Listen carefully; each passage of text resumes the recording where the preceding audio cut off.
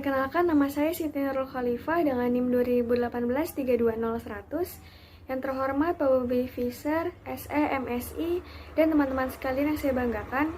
Baik, pada kesempatan kali ini saya ingin mempresentasikan mata kuliah filsafat ilmu dengan judul Modus Berpikir Ilmiah dan Sarana Berpikir Ilmiah.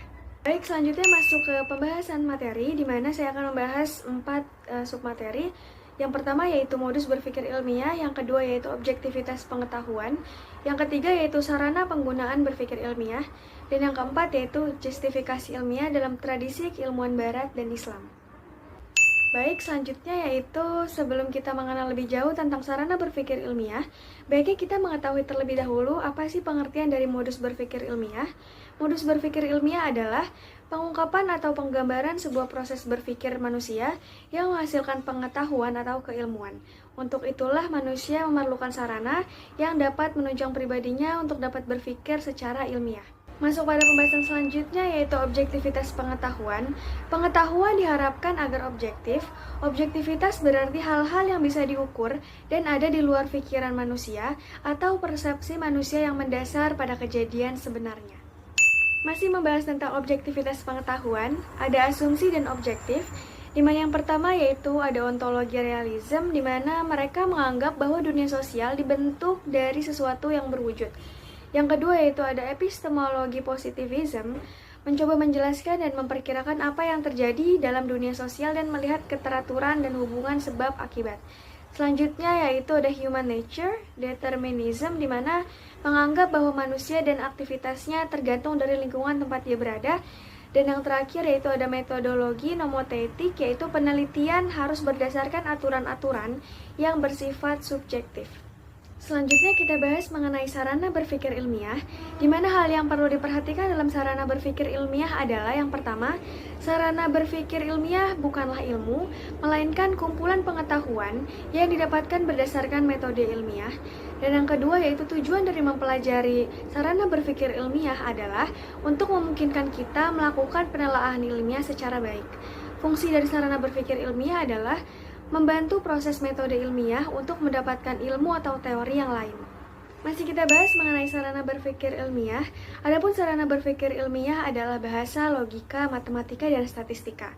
Yang pertama kita bahas mengenai bahasa, di mana bahasa adalah alat komunikasi yang dicirikan sebagai serangkaian bunyi yang digunakan sebagai alat komunikasi. Syarat komunikasi ilmiah adalah 1. Bahasa harus jelas. Yang kedua yaitu bahasa harus reproduktif, dan yang ketiga yaitu komunikasi ilmiah bertujuan untuk menyampaikan informasi kepada banyak orang. Baik, selanjutnya masih kita bahas mengenai sarana berpikir ilmiah. Yang kedua ada logika.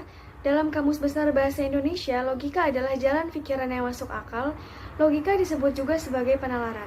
Yang ketiga yaitu matematika, di mana matematika adalah pengembangan bahasa kuantitatif karena dapat melakukan pengukuran secara ekstrak. Sifat ini meningkatkan daya prediktif dan kontrol dari ilmu. Selanjutnya yaitu ada peluang, di mana peluang merupakan dasar dari teori statistika, dan konsep statistika sering dikaitkan dengan distribusi variabel yang ditelaah dalam suatu populasi tertentu. Statistika merupakan sarana berpikir ilmiah yang diperlukan untuk memperoleh pengetahuan tentang ilmiah. Baik, selanjutnya saya akan membahas tentang justifikasi ilmiah dalam tradisi keilmuan Barat, di mana pada zaman modern seperti sekarang, tradisi ilmu telah disempitkan maknanya.